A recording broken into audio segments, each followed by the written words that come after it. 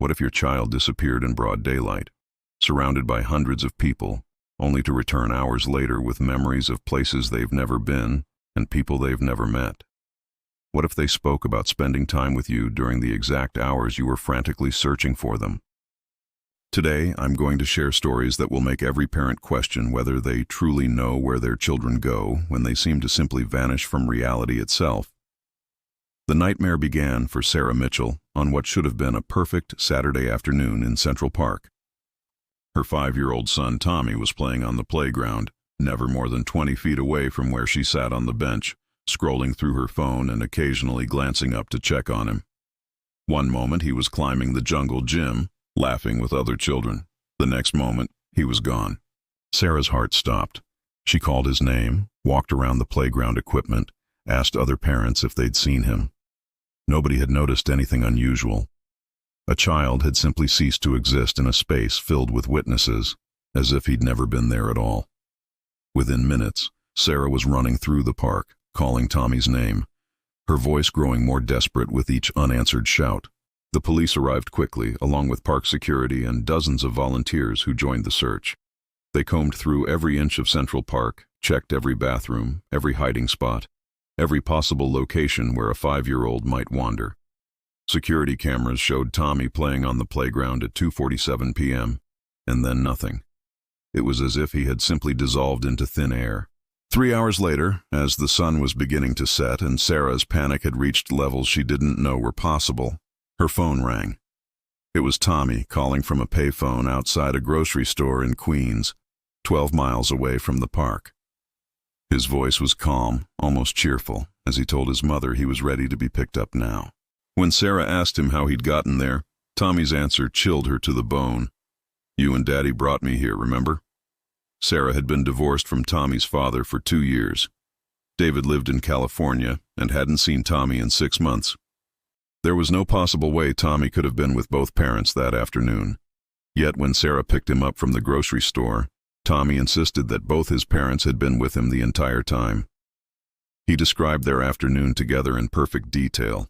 They'd gone to the zoo, eaten ice cream, and visited a toy store that Tommy had never seen before, but could describe down to the layout of the aisles. Most unsettling were Tommy's references to the transparent people he claimed to have seen throughout their supposed family outing. According to Tommy, these see-through figures had been everywhere, walking through the zoo, sitting in the ice cream shop, playing with children at a park they'd visited. Tommy spoke about them as naturally as he might describe the weather, explaining that the transparent people had tried to talk to him, but their voices sounded like they were underwater. When Sarah pressed Tommy for more details about his afternoon, his memories remained consistent but impossible. He remembered riding in Daddy's blue car, even though David had never owned a blue car and was 3,000 miles away. He recalled Sarah wearing a red dress she'd never owned, and both parents holding his hands as they walked through places that didn't exist in their neighborhood. Every detail was specific, vivid, and completely contrary to reality. Sarah contacted David immediately, thinking perhaps he'd secretly flown to New York for a surprise visit and somehow orchestrated this elaborate confusion. But David had been at work in Los Angeles the entire day, with dozens of colleagues who could verify his whereabouts. He was as baffled and concerned as Sarah, especially when she described Tommy's vivid memories of their supposed family reunion. The case took an even stranger turn when Sarah decided to visit the locations Tommy had described from his impossible afternoon. The zoo he mentioned didn't exist anywhere near the grocery store where he'd been found. The ice cream shop with the yellow tables and the bells on the door was nowhere to be found. The toy store with the robot section in the back and the lady with purple glasses simply didn't exist in that area of Queens. Yet Tommy's descriptions were so detailed and consistent that Sarah began to wonder if her son had somehow visited alternative versions of these places, locations that existed somewhere else, in some other version of New York, where she and David were still married and still took family trips together. Tommy's experience wasn't unique. 6 months later, another case emerged that followed an eerily similar pattern. Lisa Chen was shopping at Target with her 4-year-old daughter Emma when the child vanished from the toy aisle. Lisa had turned away for less than 30 seconds to grab something from a nearby shelf, and when she looked back, Emma was gone.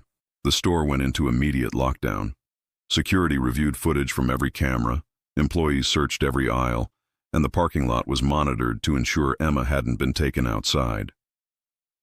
After 2 hours of frantic searching, Emma was found sitting calmly in the store's cafe, coloring with crayons that hadn't been there when the search began.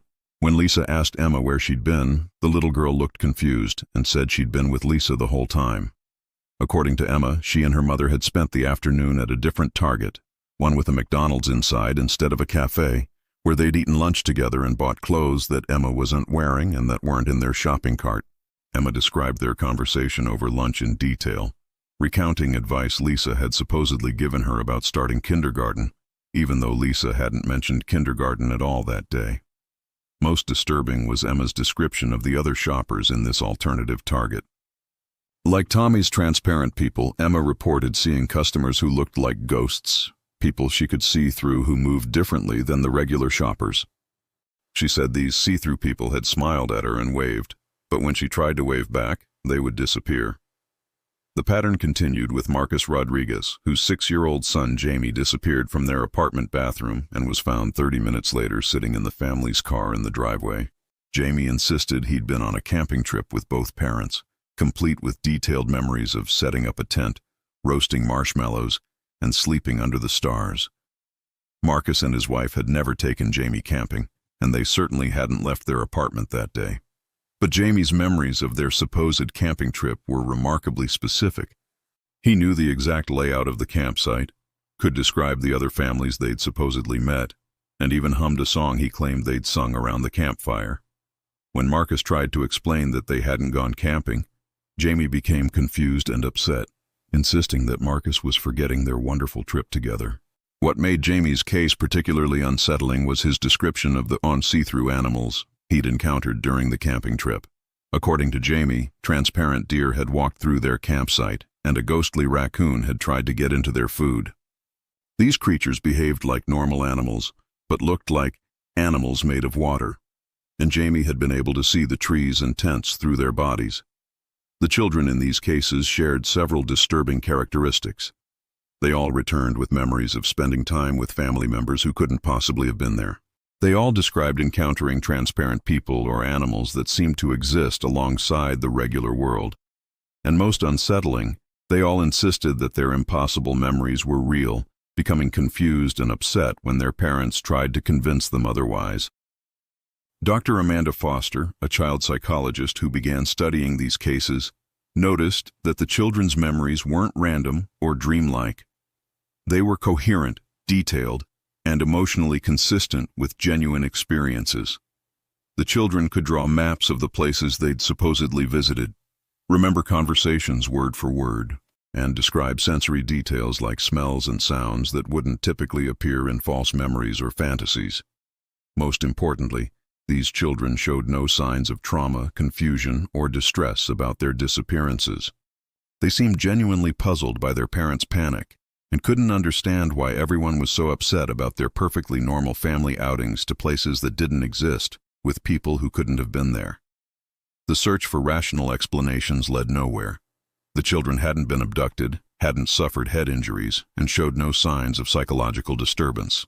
They were healthy, happy kids who had somehow spent hours in locations that didn't exist, with family members who were thousands of miles away, encountering transparent beings that appeared to be residents of some other version of reality.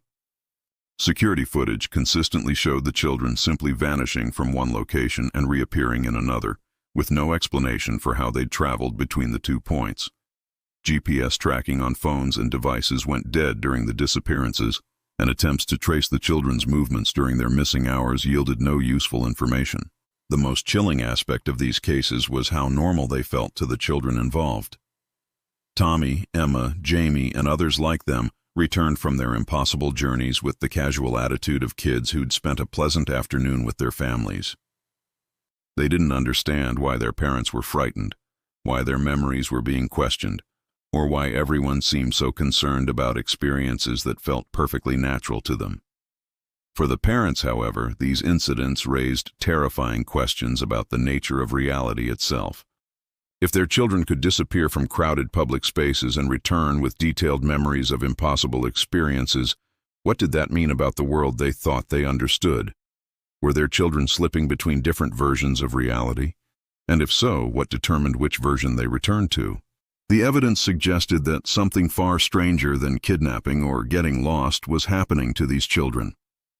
They appeared to be visiting alternative versions of their own lives, realities where their families were different, their experiences were different, but their essential selves remained the same. And in these other realities, they were encountering transparent beings who might be the inhabitants of yet another layer of existence.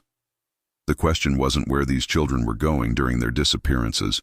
The question was how many different versions of reality existed alongside our own, and why certain children seemed to have the ability to slip between them as easily as walking from one room to another.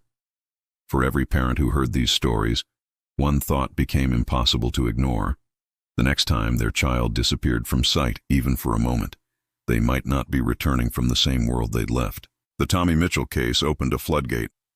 Within weeks of the story spreading through parent networks and social media, dozens of similar reports emerged from across the country.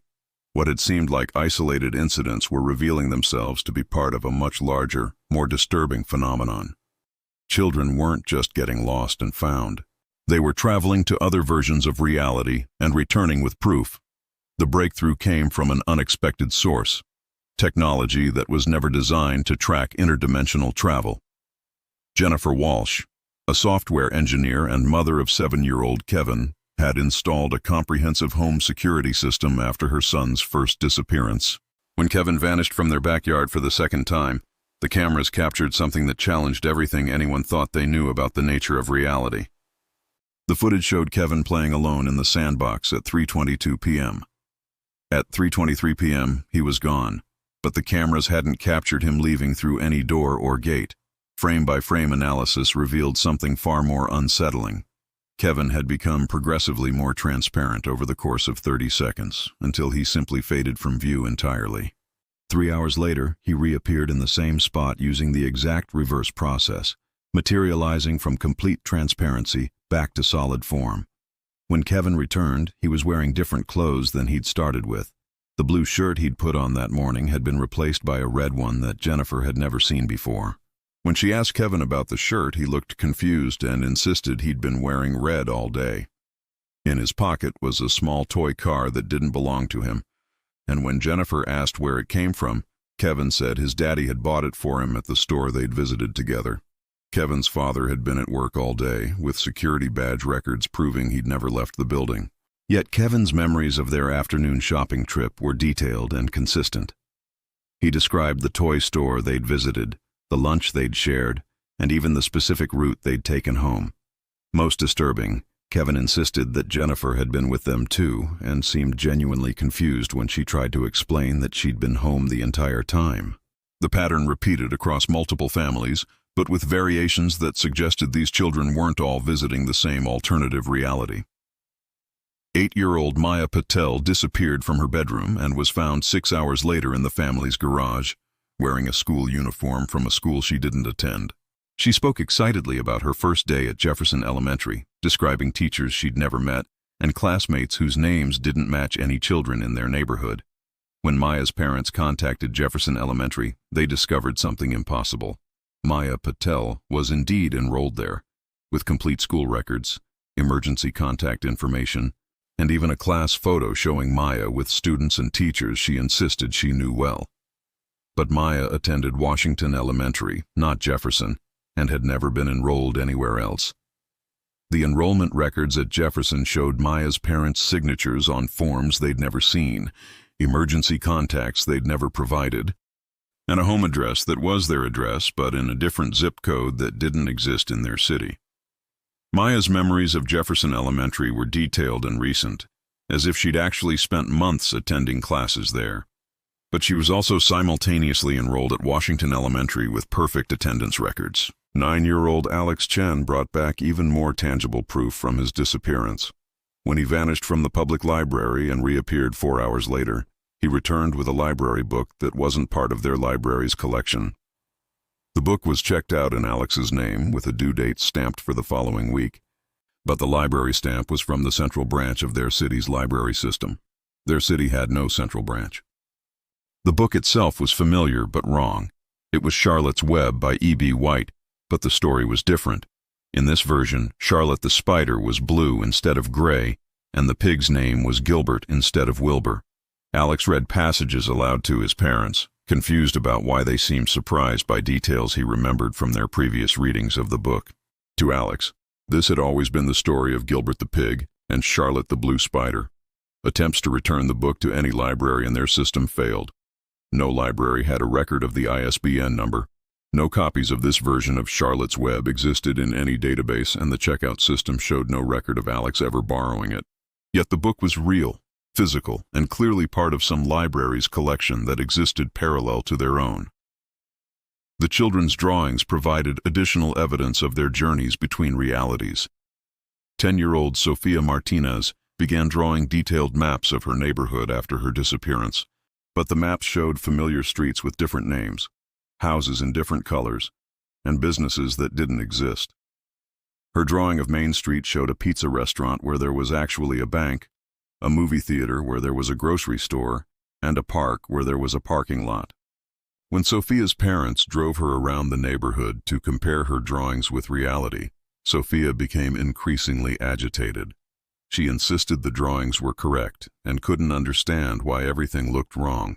She pointed to the bank and said it should be Tony's Pizza, becoming upset when her parents couldn't see the restaurant she remembered visiting just days before. The transparent people that the children consistently reported began to make more sense as these cases accumulated. Dr. Foster's research suggested that these see-through figures might be the inhabitants of the reality the children normally occupied visible to them during their visits to alternative realities, but unable to fully interact with the different world they were observing. 12-year-old Nathan Kim provided the most detailed description of these transparent beings. During his 8-hour disappearance from a shopping mall, Nathan reported spending the day at the same mall, but in a version where it was much busier and had different stores. Throughout his visit, he saw transparent people shopping, eating, and walking around, but they seemed to be shopping in stores that weren't there and sitting at tables that didn't exist in his version of the mall. Nathan realized that he could see both realities simultaneously during his disappearance. The solid, real world around him contained the stores and people he interacted with during his alternative day. The transparent world showed him glimpses of the reality he'd left behind, including see-through versions of his parents frantically searching for him in a mall that looked empty to them, but bustling to him. The most disturbing cases involved children who brought back family members from their alternative realities. 7-year-old Isabella Rodriguez disappeared from her grandmother's house and returned with detailed memories of spending the afternoon with her grandfather, who had died 2 years earlier. Isabella described conversations with him, games they'd played, and even a birthday cake they'd shared for his 70th birthday. Isabella's memories included specific details about her grandfather's appearance and behavior that she couldn't have known from family photos or stories. She knew about his habit of humming while he cooked, his specific way of shuffling cards, and even jokes he used to tell that the family had never shared with Isabella because she'd been too young to understand them when he was alive. When Isabella drew pictures of her afternoon with her grandfather, the drawings showed him as solid and real, but surrounded by transparent figures that she explained were the other family. According to Isabella, her grandfather could see both the solid world where he existed and the transparent world where the rest of her family was searching for her. The psychological impact on families was profound. Parents struggled with children who insisted on the reality of experiences that contradicted everything the adults knew to be true. Children became frustrated and upset when their memories were questioned, leading to family conflicts over the nature of reality itself. Dr. Foster documented cases where children stopped trusting their parents' version of events entirely. If their vivid, detailed memories of alternative family experiences were being dismissed as fantasies, these children began to question whether their current reality was real or whether they were somehow stuck in the wrong version of their lives. Some children expressed preference for their alternative realities, describing versions of their families where parents were happier, where deceased relatives were alive, or where family circumstances were different. 8-year-old Tyler Wang frequently asked when he could go back to the world where his parents weren't divorced, where they all lived in the bigger house he remembered, and where his dog Buddy was still alive. The evidence accumulated from these cases painted a picture of reality that was far more complex than anyone had imagined. Children seemed to possess a natural ability to slip between parallel versions of their lives, visiting realities where different choices had been made, different outcomes had occurred, and different versions of their families existed. The transparent people these children encountered appeared to be inhabitants of the realities they'd temporarily left behind, visible during the transition between worlds but unable to fully interact across dimensional boundaries. The physical objects children brought back from their journeys proved that these alternative realities weren't just psychological experiences, but actual places with physical properties and tangible evidence. For parents, these cases raised impossible questions about the nature of family, memory, and existence itself. If their children could visit versions of their families where different people were alive, where different choices had been made, where different outcomes had occurred, what did that mean about the permanence of loss, the finality of decisions, and the nature of reality itself? The most unsettling implication was that these alternative realities weren't just theoretical possibilities. They were actual places where actual versions of these families continued to exist, make choices, and live lives that paralleled but differed from the reality most people experienced. And somehow certain children had developed the ability to visit these parallel lives as easily as walking to a neighbor's house. The question was no longer whether these alternative realities existed.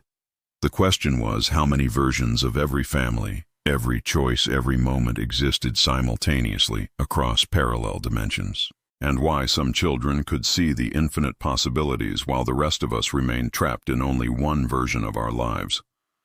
For every parent who heard these stories the next time their child said they remembered something differently, the next time they insisted on a version of events that didn't match reality, the next time they seemed to know things they shouldn't know, those parents would have to wonder, was their child remembering incorrectly, or were they remembering correctly from a different version of the life they were all supposed to be living together? The lost child paradox wasn't about children getting lost. It was about children finding their way to lives that existed just beyond the boundaries of the reality the rest of us call home.